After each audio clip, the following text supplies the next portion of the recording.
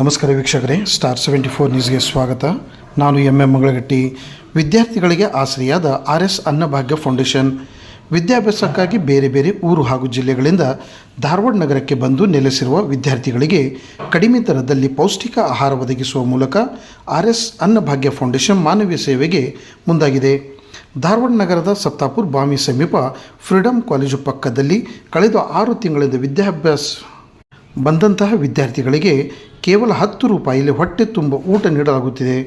ವಿದ್ಯಾರ್ಥಿಗಳ ಆರ್ಥಿಕ ಪರಿಸ್ಥಿತಿಯನ್ನು ಗಮನದಲ್ಲಿಟ್ಟುಕೊಂಡು ಆರಂಭಿಸಿರುವ ಈ ಸೇವೆಗೆ ವಿದ್ಯಾರ್ಥಿಗಳಿಂದ ಉತ್ತಮ ಪ್ರತಿಕ್ರಿಯೆ ವ್ಯಕ್ತವಾಗುತ್ತಿದೆ. ಪ್ರತಿದಿನ ಕಡಿಮೆ ದರದಲ್ಲಿ ಪೌಷ್ಟಿಕ ಊಟ ದೊರೆಯುತ್ತಿರುವುದರಿಂದ ವಿದ್ಯಾರ್ಥಿಗಳಿಗೆ ಸಾಕಷ್ಟು ಅನುಕೂಲವಾಗಿದೆ.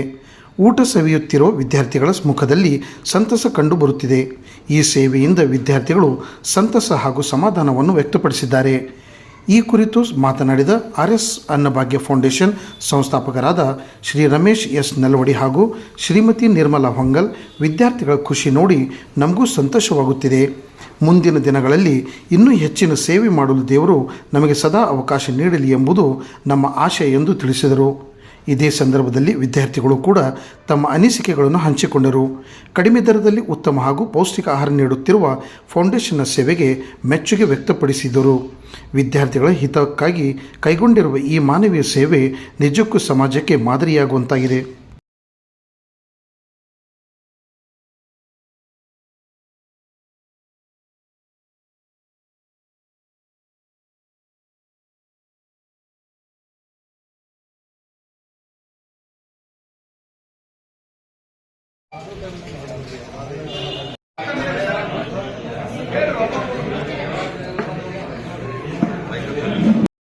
ಕಾರ್ತಿಕ್ ಇಲ್ಲಿ ಊಟ ಮಾಡ್ತೀವಿ. ಹೇಗೆ ಅನಿಸ್ತದೆ ನೀವು? ಚೆನ್ನಾಗಿ ಅನಿಸ್ತೈತೆ ರೀ. ಚೆನ್ನಾಗಿಸ್ತದೆ ಅಂದರೆ ಏನಾದರೂ ನಿಮ್ಗೆ ಡಿಫ್ರೆಂಟ್ ಬೇರೆಯಿಂದ ಇಲ್ಲಿ ಏನಾದರೂ ಏನಿಲ್ಲ, ಮನೆ ಥರನೇ ಫೀಲ್ ಕೊಡೋದು. ಮನೆ ಥರ ಊಟ ಸಿಗ್ತಾ ಇದೆ. ಹೌದು, ಕಡಿಮೆ ದರದಲ್ಲಿ ಒಂದು ಹೊಟ್ಟೆ ಊಟ ಮಾಡ್ಲಿಕ್ಕೆ ಒಂದು ಅವಕಾಶ ಸಿಗ್ತಾ ಇದೆ. ಹೌದು ರೀ. ಏನು ಹೇಳಿಕ್ಕೆ ಬಯಸಿಸ್ತೇವೆ? ಏನಿಲ್ಲ ರೀ, ಧಾರವಾಡ ಬಂದಿವಲ್ಲ, ಅಮೌಂಟ್ ಎಲ್ಲ ಸಾಲ್ಟೇಜ್ ಆದಾಗ ಇಲ್ಲಿ ಊಟ ಮಾಡೋಕೆ ಸರಿ ಆಗುತ್ತೆ ರೀ. ಎಷ್ಟೋ ಜನಕ್ಕೆ ಇದು ಅಮೌಂಟ್ ಇರೋಲ್ಲ, ಅವ್ರಿಗೆ ಒಂದು ಕಡಿಮೆ ದುಡ್ಡಲ್ಲಿ ಊಟ ಮಾಡ್ಕೊಂಡು ಸರಿಯಾಗುತ್ತೆ. Okay, thank you.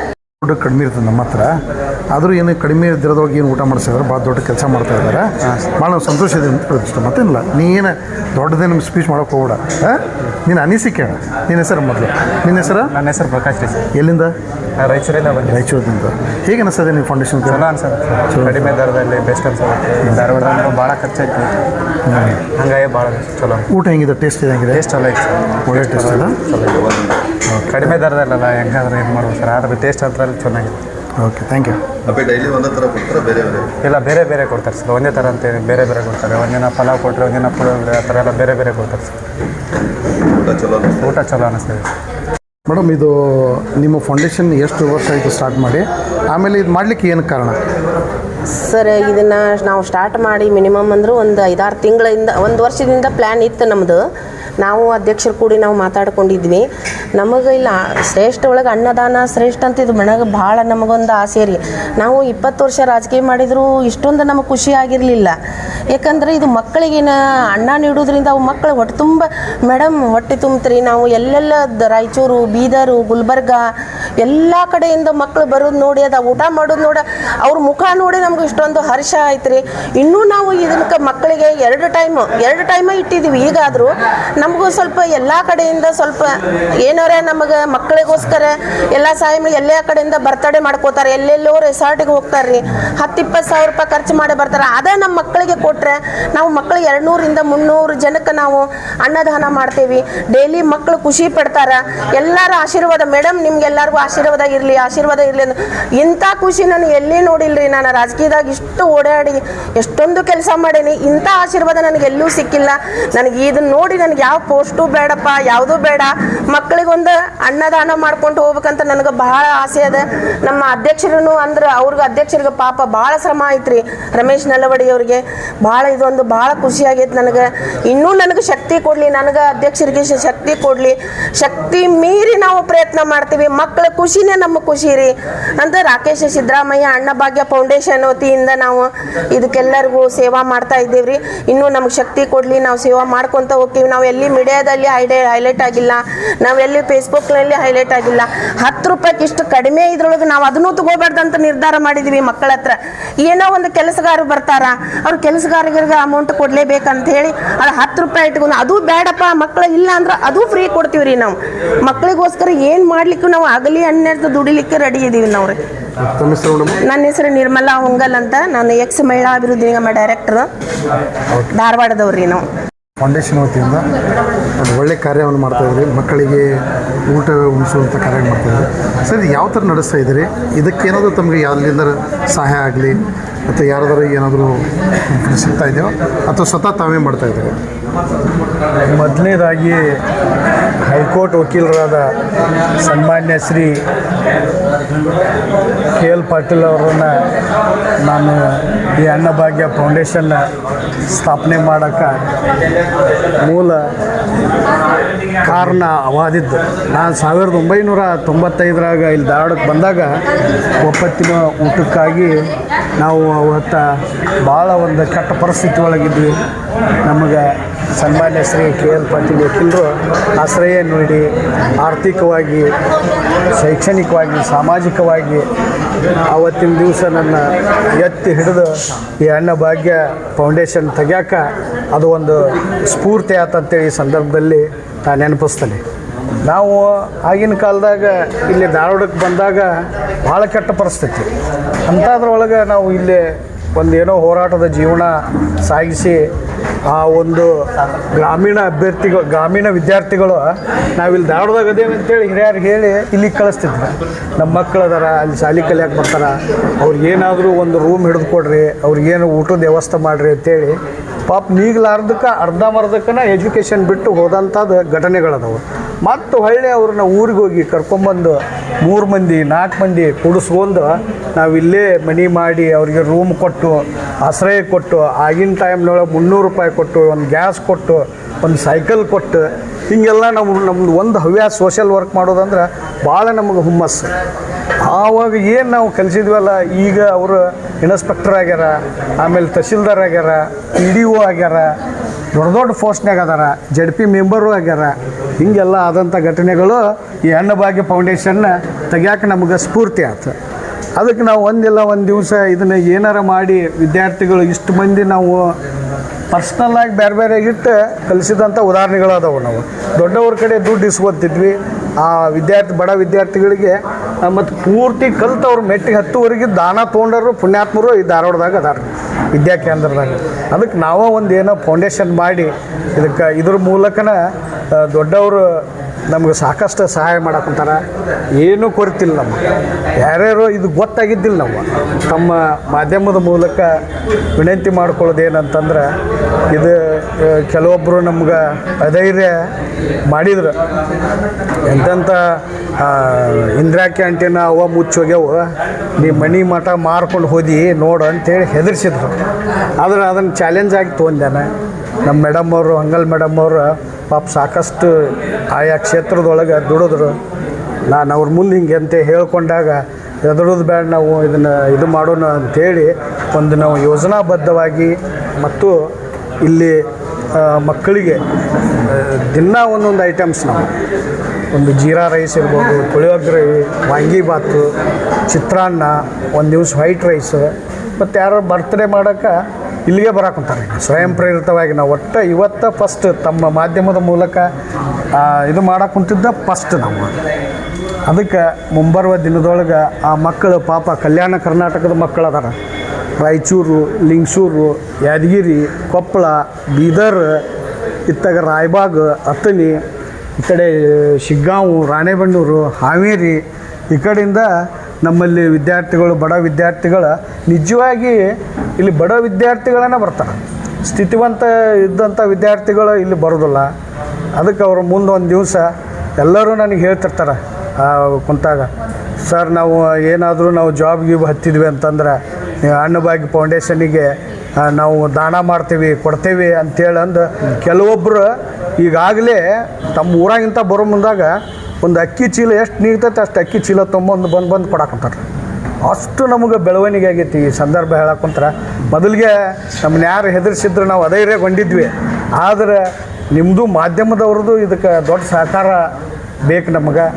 ದೊಡ್ಡ ದೊಡ್ಡ ದಾನಿಗಳದಾರ, ತೆರೆ ಮರಿ ಒಳಗದಾರ, ಅವ್ರು ಬಂದು ಇದಕ್ಕೆ ಸಹಾಯ ಸಹಕಾರ ನೀಡಿದ್ರೆ ಅಂದರೆ ಸಾಕಷ್ಟು ಗ್ರಾಮೀಣ ವಿದ್ಯಾರ್ಥಿಗಳಿಗೆ ಭಾಳ ಬೆಳವಣಿಗೆ ಒಂದು ಆಸರಾಗೈತಿ. ಪಾಪ ಅವರು ಬೇರೆ ಕಡೆ ಅಲ್ಲಿ ಪಿ ಜಿ ಒಳಗೆ ಅಲ್ಲಿ ಇಲ್ಲಿ ಊಟದ್ದು ಹಚ್ಚಿದ್ರೆ 2,500, 3,600 ಅದಾವು. ನಮ್ಮದು ಕಡಿಮೆ ಇದ್ರೊಳಗೆ ಅವ್ರು ಊಟ ಮಾಡಿ ಅವ್ರದ್ದೇನೋ ಪುಸ್ತಕ, ಪೆನ್ ಇರ್ಬೋದು, ಫೀಸ್ ಇರ್ಬೋದು, ತಮ್ಮ ಬದುಕನ್ನು ಕಟ್ಕೊತಾರೆ. ಅದಕ್ಕೆ ಈ ಮಾಧ್ಯಮದ ಮೂಲಕ ಯಾರಾದರೂ ದಾನಿಗಳು ಸ್ವಯಂ ಪ್ರೇರಿತವಾಗಿ ನಾವಂತೂ ಯಾರನ್ನೂ ಇದು ಮಾಡೋಕ್ಕೆ ಹೋಗಿಲ್ಲ. ಅವರೇ ಅವ್ರಿಗೆ ಗೊತ್ತಾಗಿ ಸ್ವಯಂ ಪ್ರೇರಣೆಯಿಂದ ಇಲ್ಲಿ ತೊಗೊಂಬಂದು ಏನೋ ರೇಷನ್ ಇರ್ಬೋದು, ಇನ್ನಿತರ ರೂಪದೊಳಗೆ ತೊಗೊಂಬಂದು ಯಾಕಂತಾರೆ. ಇಲ್ಲಿವರೆಗೆ ಹೆದರಿದ್ವಿ, ಇನ್ನು ಮ್ಯಾಗ ನಾವು ಹೆದರ್ದಿಲ್ಲ. ಇನ್ನೂ ಹೆಚ್ಚಿನ ದಿನ ಒಂದು 300 ಮಂದಿ ಈಗ ಊಟ ಮಾಡಕೊಂತಾರ. 500 ಹೋಗಲಿ, 1000 ಆಗಲಿ. ಇದು ಸಿದ್ಧಾರೂಢ ಮಠ ಆದಂಗೆ ಆಗ್ಬೇಕು, ಸಿದ್ಧಗಂಗಾ ಮಠ ಆದಂಗೆ ಆಗ್ಬೇಕು, ಮುರುಘಾ ಮಠ ಆದಂಗೆ ಆಗ್ಬೇಕು. ಆದರೆ ಇಲ್ಲಿ ನಾವು ನಡೆಸ್ತಕ್ಕಂಥ ಸಪ್ತಾಪುರಭಾವಿ ಕ್ಷೇತ್ರ ಮೊದಲ ಇಲ್ಲಿ ಸ್ಪಂದನ ಹಾಸ್ಪಿಟ್ಲ್ ಇತ್ತು. ಈಗ ತಿಮ್ಮಣ್ಣಗೌಡರ ಕಾಲೇಜ್, ಪ್ರಿಸಮ್ ಕಾಲೇಜ್ ಪಕ್ಕದಲ್ಲೇ ಐತಿ.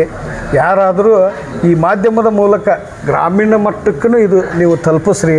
ಪಾಪ ಅಲ್ಲಿ ಬಡ ವಿದ್ಯಾರ್ಥಿಗಳು ಇಲ್ಲಿ ಯಾರಾದರೂ ಕಲಿಯಕ್ಕೆ ಬಂದರೆ ನಿಮ್ಮ ಮಾಧ್ಯಮದವರು ಅವರಿಗೆ ಸುದ್ದಿ ಮುಟ್ಟಿ ಇಲ್ಲಿ ಈ ಕಡೆ ಬಂದ್ರಂದ್ರೆ ನಾವು ಇಲ್ಲಿ ಊಟದ ವ್ಯವಸ್ಥೆ ಮಾಡ್ತೀವಿ. ಅವ್ರನ್ನ ಶೈಕ್ಷಣಿಕವಾಗಿ ಮುಂದೆ ಬಂದು ಅವರೊಂದು ಮೆಟ್ಟಿಗೆ ಹತ್ತಕ್ಕೆ ಕಾರಣಕತೆ ಅಂತೇಳಿ ಈ ಸಂದರ್ಭದಲ್ಲಿ ನಿಮಗೂ ಮಾಧ್ಯಮದವರಿಗೆ ಇದನ್ನು ಹೆಚ್ಚು ಪ್ರಚಾರ ಮಾಡಿರಿ ಅಂಥೇಳಿ ನಿಮಗೆ ಧನ್ಯವಾದಗಳನ್ನು ಮಾಡಿದ್ರಿ. ಒಂದು ಪ್ಲೇಟ್ ಊಟಕ್ಕೆ ಕೇವಲ 10 ರೂಪಾಯಿ. ಅದು ಏನೋ ಒಂದು ಸ್ವಲ್ಪ ಇದು ಇರಲಿ ಅಂಥೇಳಿ ಮಾಡಿದ್ದೀವಿ. ಮುಂಬರೋದು ಈ ಶರವೇಗ ನೋಡಕ್ಕೆ ಕುಂತ್ರೆ ನಮಗಿಲ್ಲಿ ಬರ್ತಕ್ಕಂಥ ಇದು ನೋಡಕ್ಕೆ ಕುಂತ್ರೆ ಅದನ್ನು ನಾವು ತೊಗೊಳ್ಳೋದಿಲ್ಲ ಮುಂದಕ್ಕೆ. ಅದಕ್ಕೆ ಯಾರು ನಮಗೆ ಪಾಪ ಸ್ವಯಂ ಪ್ರೇರಣೆಯಿಂದ ತಂದು ಇದು ಮಾಡಕ್ಕಂತಾರೆ, ಮುಂದೆ ಬೆಳವಣಿಗೆ ಆಗ್ತದೆ ಅಂತ. ನಮ್ಮ ಫೌಂಡೇಶನಿಗೆ ಈಗ ಸಿದ್ದರಾಮಯ್ಯ ಅವರ ಮಗನ ಹೆಸರು ಇಟ್ಟಿರಲ್ಲ, ಏನು ಅದಕ್ಕೆ ರೀಸನ್? ಅದು ಒಂದು ಕತೆ ಐತಿ. ಅದೇ ಸನ್ಮಾನ್ಯ ಯತೀಂದ್ರ ಸಾಹೇಬ್ರಂತಕ್ಕೆ ಹೋಗಿದ್ವಿ, ಸಿದ್ದರಾಮಯ್ಯ ಸಾಹೇಬ್ರಂತಕ್ಕೂ ಹೋಗಿದ್ವಿ. ಭಾಳ ನಂಗೆ ಸಿದ್ದರಾಮಯ್ಯ ಸಾಹೇಬ್ರು ಅಂತಕ್ಕೆ ಭಾಳ ಸತತ ಸಂಪರ್ಕ. ನನಗೆ ಹೊರ್ತ ಹಿಡಿದು ಸಾಹೇಬ್ರು ಕರೀತಾರೆ. ಆದರೆ ಅವರು ಮುಖ್ಯಮಂತ್ರಿ ಇದ್ದಾಗ ಯತೀಂದ್ರ ಸಾಹೇಬ್ರಂತಕ್ಕೆ ನಮ್ಮ ಆಪ್ತರೊಬ್ಬರು ಅದಾರ.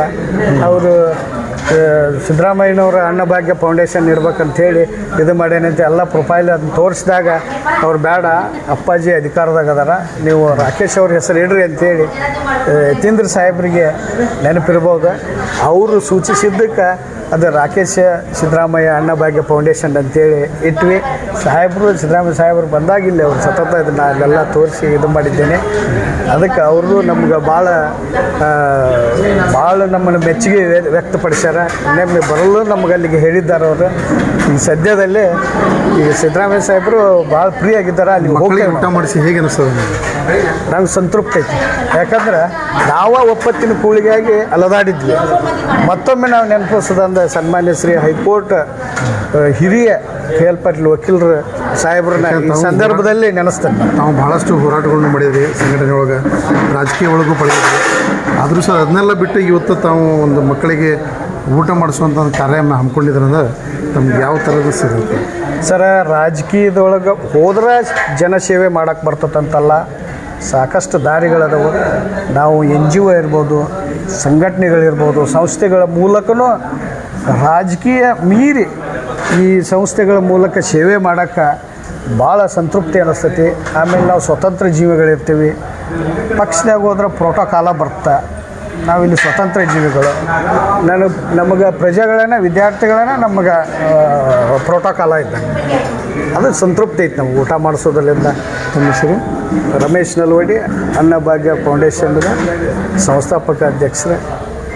ಮತ್ತು ಇನ್ನೂ ಹೆಚ್ಚಿನ ಹೇಳ್ಬೇಕಂದ್ರೆ ನಮ್ಮ ಹೊಂಗಲ್ ಮೇಡಮ್ ಅವರು ನಂಗೆ ಧೈರ್ಯ ತುಂಬಿದಾರೆ. ನಿಜವಾಗಿ ನಾನು ಸುಮ್ಮನೆ ಕುಂತಿದ್ದೆ. ಅಂದರೆ ಇದ್ರ ಕ್ರೆಡಿಟು ಮೇಡಮ್ಗೆ ಹೋಗ್ಬೇಕು ಅನಿಸ್ತದೆ? ಹೌದು, 100 ಅಲ್ಲ 200%. Okay, thank you. ನನ್ನಿಂದ ನನ್ನ ಮಕ್ಕಳು, ನಮ್ಮ ಬಂಧು ಬಳಗ ಮತ್ತು ಸಿಬ್ಬಂದಿಯವರು, ನಮ್ಮ ಶಾರದಾ ಮೇಡಮ್ ಅವರು ಅಂತೇಳಿ, ಮತ್ತು ಎಲ್ಲರೂ ನಮ್ಮ ಹುಸೇನ್ ಸಾಬ್ ಅವರು, ಇವರು ರಕ್ಷಣಾ ವೇದಿಕೆ ಜಿಲ್ಲಾ ಸಂಘಟನಾ ಕಾರ್ಯದರ್ಶಿ, ಅಣ್ಣ ನಡಿ ನೀನು, ನಾವು ಒಂದು 15 ವರ್ಷದಿಂದ ಸ್ನೇಹಿತರು, ನಡಿ ಮಾಡೋಣ ಅದನ್ನು ಏನೈತೆ ಅಂತೇಳಿ ಅವರು ಕೈ ಜೋಡಿಸ್ಯಾರ. ಯಾರ್ಯಾರು ಸ್ವಯಂ ಪ್ರೇರಿತವಾಗಿ ಬರೀ ಹಾಕೊಂತಾರೆ. ಆದರೆ ಇತ್ತೀಚೆಗೆ ಒಂದು 15 ದಿವಸ ಭಾರಿ ಬೆಳವಣಿಗೆ ಹಾಕುತ್ತೈತೆ. ಯಾರೊಬ್ರು ಬೆಳಿಬೇಕಾದಾಗ ಹೆಣ್ಣಿನ ಸಹಕಾರ ಬೇಕಂತಲ್ಲ, ಅದು ಇವತ್ತು ಶಕ್ತಿ ದೇವತೆ ಅವರ ತಾಯಿ ಸ್ವರೂಪಿಣಿ. ಅದು ಪ್ರೂವ್ ಆಯ್ತು ಇವತ್ತು. ಹೌದು. Thank you. ಅಂತೇಳಿ ಸೊ ನಾ ಟೀಚರ್ ಪೋಸ್ಟಿಗೆ ನನ್ನ ಹೆಸರು ಸರ್ ನನ್ನ ಹೆಸರು ವಸೀಮ್ ಅಂತೇಳಿ ಸರ್ ಗದಗಿಂದ ಬಂದಿರೋದು. ಇವಾಗ ಟೀಚರ್ ಪೋಸ್ಟಿಗೆ ಅಂತೇಳಿ ಓದ್ತಾ ಇದ್ದೀವಿ. ಇಲ್ಲೇ ಗೌರ್ಮೆಂಟ್ ಕಾಲೇಜಿಗೆ ಬಿ ಎಡ್ ಆಯಿತು. ಆ್ಯಕ್ಚುಲಿ ಇವಾಗ ಇಲ್ಲೆಲ್ಲ ನಾವು ಹೊರಗಡೆ ನೋಡ್ತೀವಲ್ಲ, 80 ರೂಪಾಯಲ್ಲಿ 100 ರೂಪಾಯಲ್ಲಿ ಆಗ್ತಿರ್ತದೆ. ನಮಗಿದು ಗೊತ್ತಿರಲಿಲ್ಲ. ಮೊನ್ನೆ ಹೋಗ್ಬೇಕಾದ್ರೆ ಆಂಟಿ ಹೇಳಿದರು, ಹಿಂಗೆ ಸಿದ್ದರಾಮಯ್ಯ ಸರ್ ಅದರಲ್ಲ, ಅವ್ರ ಮಗರ ಇದ್ರ ಮೂಲಕ ಫೌಂಡೇಶನಿಂದ ಕೊಡ್ತಾ ಇದ್ದಾರಂತ. ನಾ ಇವಾಗ 1 ವಾರ ಆಯಿತು, ಪ್ರತಿನಿತ್ಯನೂ ಬರತ್ತೀನಿ. ಈಗ ಬಡವ್ರು ಈಗ ಮನ್ಯಾಗ 50 ರೂಪಾಯಿ ಕೊಟ್ಟಿರ್ತಾರೆ. ಈಗ 50 ರೂಪಾಯಿ ಇಲ್ಲೇ 5 ದಿನ ಬರುತ್ತೆ. ಈ ಹೊರಗಡೆ ಹೋದ್ರೆ 1 ತಾಸು ಒಳಗೆ ಖರ್ಚು ಮಾಡ್ತೀವಿ. ಆದರೆ ಹಿಂಗೆ ಈ ರೀತಿಯಾದ ಕಾರ್ಯಕ್ರಮಗಳಿಂದ ಈ ನಾವೇನೀಗ ಬಡವ್ರ ಮನೆಯಿಂದ ಬಂದಿರ್ತೀವಿ, ಮನ್ಯಾಗ ದುಡ್ಡಿರಲ್ಲ, ಇಲ್ಲಿ ಬಂದು ಓದಕ್ಕೆ ಕುಂತಿರ್ತೀವಲ್ಲ, ಇಲ್ಲಿಂದ ಏನಾಗುತ್ತೆ ಅಂದ್ರೆ ನಮ್ಗೆ 5 ಹೊತ್ತು ಊಟ ಸಿಕ್ಕಂಗೆ ಆಗುತ್ತೆ. 5 ಹೊತ್ತು ಅಂದರೆ 3 ದಿನದ್ದು ಹೋಯ್ತು ನಮ್ಮದು. ಹೀಗಾಗಿ ಇದು ನಿಜವಾಗ್ಲೂ ಹೇಳತ್ತೀನಿ, ಅದು ರಾಜಕೀಯವಾಗಿ ಅದೇನೋ ಇರೋಲ್ದಕ್ಕೆ, ಯಾರೇನೋ ಮಾಡೋದಕ್ಕೆ ಸಿದ್ದರಾಮಯ್ಯ ಸಾಹೇಬರಿಂದ ಏನಾಗುತ್ತಲ್ಲ, ಒಂದು ರೀತಿಯಿಂದ ನಮ್ಗೆ ಏನಿದೆ, ನಾವೆಲ್ಲ ಓದಕ್ಕೆ ಬಂದಿವಲ್ಲ ಆಸ್ಪಿರೆಂಟ್ಸು, ಎಲ್ಲರಿಗೂ ನಮ್ಗೆ ಇದರಿಂದ 3 ಹೊತ್ತು ಊಟ ಸಿಗತೈತೆ. ನಮ್ಗೆ ಇದರಿಂದ ಖುಷಿ ಐತೆ. ನಮ್ಮ ವಿದ್ಯಾರ್ಥಿ ಬಳಗದಿಂದ ಅವರಿಗೆ ತುಂಬ ಹೃದಯದ ಧನ್ಯವಾದನ ಹೇಳ್ತೀವಿ. ಇದೇ ರೀತಿಯಾದಂಥ ಕಾರ್ಯಗಳನ್ನು ಮಾಡೋದ್ರ ಮುಖಾಂತರ ಅವ್ರಿಗೆ ಒಳ್ಳೇದಾಗಲಿ ಅಂತೇಳಿ ನಾವು ನಮ್ಮ ಕಡೆಯಿಂದನೂ ದೇವರಲ್ಲಿ ನಾವು ಹರಿಸ್ತೀವಿ. Thank you.